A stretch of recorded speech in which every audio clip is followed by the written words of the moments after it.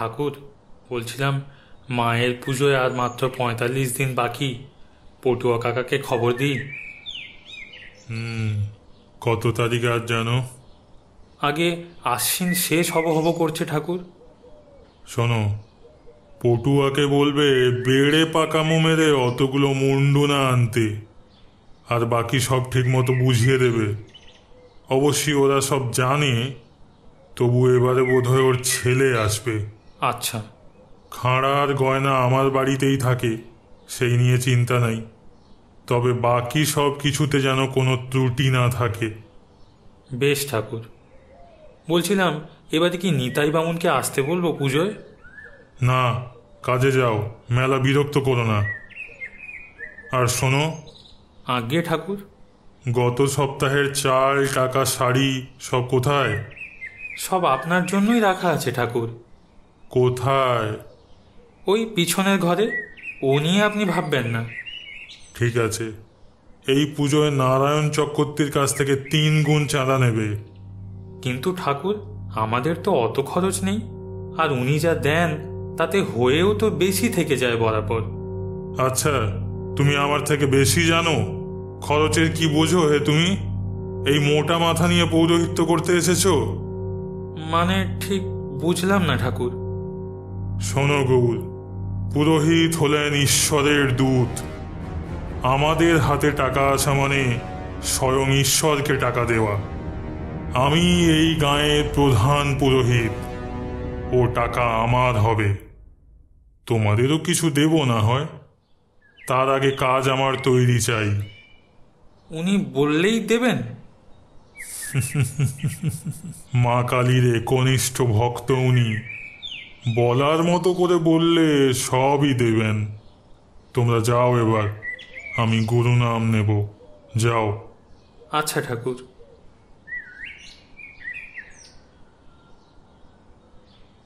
কিরে বিশু, কাজ কতদূর? আগে হয়ে যাবে কথা, সময়ের মধ্যেই হয়ে যাবে। কিন্তু কথা, এই মায়ের জন্য আমায় গয়না কিছুই দেওয়া হয়নি, সেটা কি করব? তোকে অত ভাবতে হবে না, মায়ের সব সোনার গয়না। সব সোনার গয়না? হ্যাঁ, বড় পুরোহিতকে চিনিস এ গাঁয়ের? হ্যাঁ, বাবা বলছিল একবার তার কথা। তার বাড়িতেই রাখা থাকে সব। তার বুঝি অনেক টাকা? সে হবে। বড় ভালো মানুষ বুঝি, মায়ের এত বড় দায়িত্ব ওনার হাতে। ভালো মানুষ? হাসালি বিশু। আজ এর টাকা নিয়ে নিচ্ছে, কাল ওর টাকা। টাকার উপর শুয়ে থাকলে যদি ওনার মনে শান্তি আসে। সে কি? শুধু কি তাই, পয়লা নম্বরের স্বার্থপর লোক। ওর বাড়িতে ভাড়া থাকতো যারা, সেই বউটিকে তো ওই মেরেছে। খুন? না মানে তা না, বউটি অসুস্থ ছিল, অপমান করে 4টে টাকার জন্য বের করে দিল। তারপরেই তো বউটা রাস্তায় ঘুরতে ঘুরতে মারা গেল। এখন তারা কোথায়? সে আর কি করে জানবো, তবে শুনেছি এই গ্রামেই থাকে। আবার ওই মৃত মহিলার আত্মা নাকি রোজ রাতে গ্রামে ঘুরে। কি বলেন কথা? আমার বউও দেখেছে একদিন। যারা দেখেছে তারা সবাই নাকি চিনতে পেরেছে বউটিকে। আমার তো শুনেই বুক কাঁপছে। এসব কথা কেউ কাউকে বলে না এখানে, কথায় কথায় মুখ থেকে বেরিয়ে গেল। বুঝলি পিছু, বাইরে থেকে দেখলে সবসময় যাদের যেমনটা মনে হয়, তারা সবসময় তেমনটা হয় না রে। ওই মহিলার ছেলে অনেক করে চেয়েছিল পৌরোহিত্য করতে, শুধু গরিব বলে আমাদের ঠাকুর তাকে মন্দিরে ঢুকতেও দেয়নি কখনো। আমি এসব কিছুই জানতুম না। এই পুরোহিতের ভয়ে কত মেয়ের বাপ মেয়েকে নিয়ে আশপাশের গ্রামে উঠেছে জানিস? কত মহিলার সর্বনাশ করেছে ও। অনেক অত্যাচার হয়েছে আগে, সে অনেক গল্প তোর বাপ কাকারা সব জানেন। তবে এমন একজনকে দিয়ে এত বড় পূজা করানো কেন? ও কি আর আমাদের হাতে রে? এই মা কালীর পুজো 70 বছরের। ওর ঠাকুরদা প্রথমে স্বপ্নে পায় মাকে, তারপর ওর বংশ ছাড়া আর কেউ এই পুজো করে না, এটাই নিয়ম। শুনলে দুঃখ লাগে, এত পাপের হাত মায়ের পুজো করবে? যাকগে, এসব নিয়ে আবার কারোর সাথে আলোচনা করিস না যেন। না না কথা, আমি কাউকে বলবো না। নে নে, কাজ সেরে নে, সময় কম। আমি একটু মণ্ডপের দিকটা দেখে আছি কতদূর কি হলো।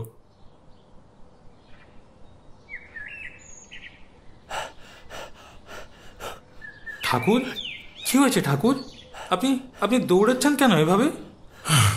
সর্বনাশ, সর্বনাশ হয়ে গেছে। ডাকাতি হয়েছে গৌর, ডাকাতি হয়েছে।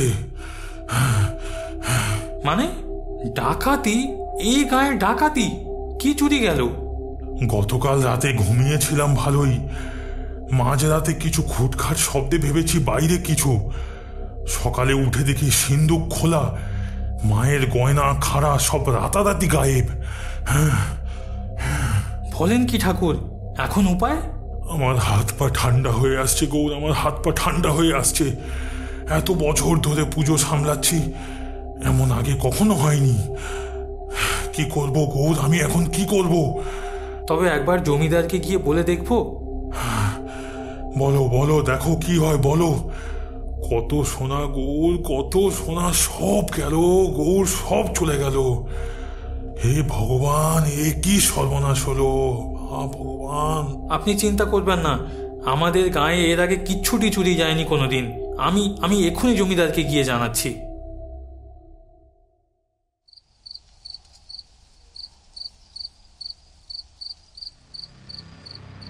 কে কে গা ওখানে? কে? ওরে বাবা রে! বলো কি গো, মা কালী? স্পষ্ট দেখেছি, প্রথমেই ভেবেছিলুম বোধহয় ভূত, এত ভয় পেয়েছি। কিন্তু হাতে একটা অস্তর ছিল, ওই যে কাটারির মতো। কাটারি? কি সব হচ্ছে বলো তো বৌদি গায়ে? আবার ওদিকে শুনছি মায়ের নাকি খাঁড়া পাওয়া যাচ্ছে না। তুমি কি করে জানলে? আমার কথা তো পুরোহিত বাড়িতে কাজ করে, উনি এসে বললেন। হ্যাঁ গো, তাহলে কাল রাতে যাকে দেখেছিলুম উনি মা নয় তো? হ্যাঁ দিদি, ঠিক বলেছ, একদম ঠিক বলেছ তুমি। হ্যাঁ দিদি, হ্যাঁ হ্যাঁ ঠিক বলেছ। এখন কেউ তোমরা ওই বৌঠির ভূতকে দেখতে পাও? না গো না গো, মা এসেছেন বলেই বোধ হয় ওসব ভূত প্রেত দূর হলো। কিন্তু মা গ্রামে অস্ত্র নিয়ে ঘুরতেছে কেন? এমন তো অন্যবারের পুজোয় হয় না। জয় মা, জয় মা, জয় মা, জয় মা, জয় মা, জয় মা। পাপ ধুয়ে দাও মা, পাপ ধুয়ে দাও। ক্ষমা করো, ক্ষমা করো, ক্ষমা করো। ক্ষমা করো গো, ক্ষমা করো, ক্ষমা করো মা, ক্ষমা করো। যদি কোনো ভুল ত্রুটি করে থাকি ক্ষমা করো মা, ক্ষমা করো। বলো গৌর, কি খবর? হঠাৎ আমার বাড়ি? আগে একটু দরকার ছিল জমিদার বাবু। দরকার? পুজোর খরচ বাবদ অর্ধেকটা তো প্রায় আমিই দিলুম, আবার কিসের দরকার? না না জমিদার বাবু, টাকার ব্যাপার নয়। তবে দিন দিন দাবি বেড়ে যাচ্ছে তোমাদের গৌর, ব্যাপারটা ঠিক ভালো ঠেকছে না। ক্ষমা করবেন, তবে একটা বিপদে পড়েই এসেছি। মা কালীর গয়না অস্ত্র সব চুরি গেছে গতকাল রাতে। বড় পুরোহিত সকালে উঠে দেখেন সিন্দুক খোলা। মানে এ কি সর্বনাশ! দেখো গিয়ে, সব বিক্রি করে উনি নিজেই সব টাকা হাতিয়েছেন। যা দুরাচারী পুরুষ, এমন পুরুষ পুরোহিত হয় কি করে কে জানে। না জমিদার বাবু, সকালে উনিই তো ছুটতে ছুটতে এলেন, বলতে বলতে প্রায় কেঁদেই ফেলেছিলেন। বটে আগে কিন্তু এখন সোনাদানা কিছু দিয়ে বানালেও তো সময়ের আগে কাজ শেষ করা যাবে না। ওই নিয়েই তো সংশয়ে ভুগছি। ঠাকুর বললেন আপনার সাথে তাই একবার আলোচনায় বসতে।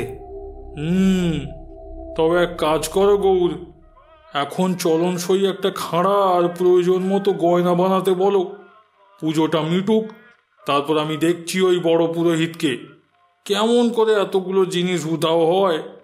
এ গ্রামে এসব চুরি ডাকাতি কোনোদিন হয়নি। আমি আমি আমি তবে আসি। এসো এসো। তাহলে ঠাকুর, নতুন খাঁড়া বানাতে বলি?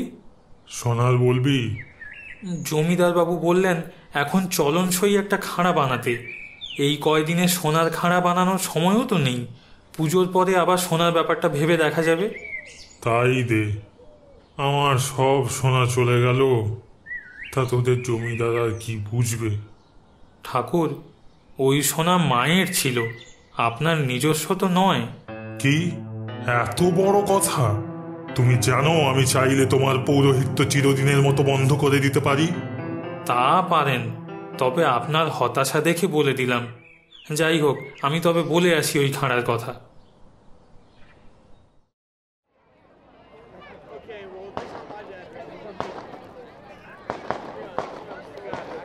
আরে এই ছেলে, তোর কি মাথা খারাপ হয়েছে?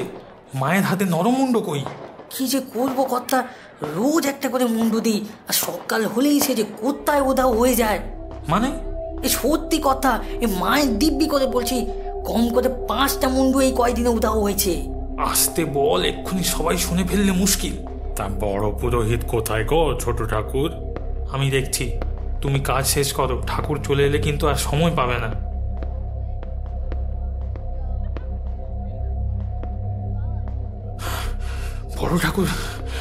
বড় ঠাকুর কোথাও নেই। মানে দালান, মন্দির, বাড়ি সব দেখে এলাম, কোথাও নেই। সর্বনাশ!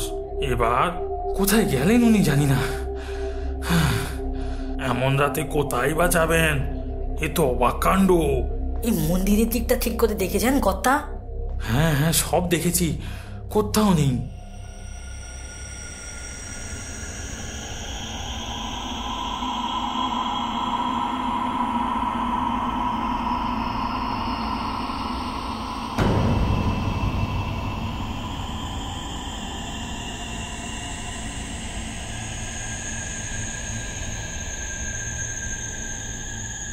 মা মা মা তুমি তুমি এসেছো মা?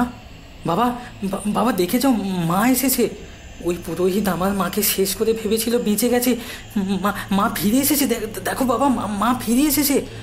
আরে এ তো সেই মহিলাটি না?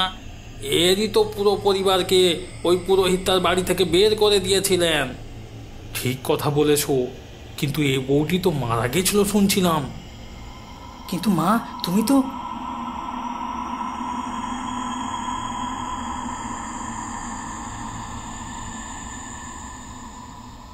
অমানুষ হয়ে পৌরোহিত্য হয় না ঠাকুর। আমার সাথে সাথে আর যত মানুষের সর্বনাশ করেছিস তারই শোধ নিতে মা নিজেই আমার হাতে তুলে দিয়েছে এই খাঁড়া। আজ তোর শেষ দিন ঠাকুর, আজ তোর শেষ দিন।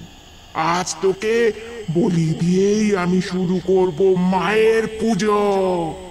বলি দিয়েই শুরু করব মায়ের পুজো।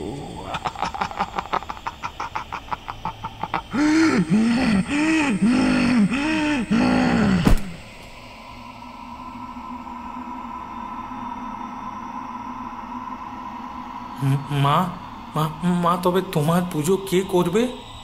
আমার ছেলে করবে আমার পুজো। কমল, হ্যাঁ মা। আজ থেকে আমার পুজো তুই করবি। এখন থেকে এই গ্রামের প্রধান পুরোহিত তুই। বেশ মা, বেশ, তাই হোক। জয় মা, জয় মা। ধীরে ধীরে মায়ের জাগ্রত অবতার মিশে গেল মৃন্ময়ী রূপে। শুধু হাতে থেকে গেল পুরোহিতের মুন্ডু, অপর হাতে রইল সেই পুরনো খাঁড়া। শুরু হলো মায়ের পুজো। গ্রামবাসীরা বুঝলেন এতদিন ধরে তবে ওই ছেলের মাকেই দেখছিলেন তারা। এই প্রতিশোধটাই নেওয়া বাকি ছিল তার।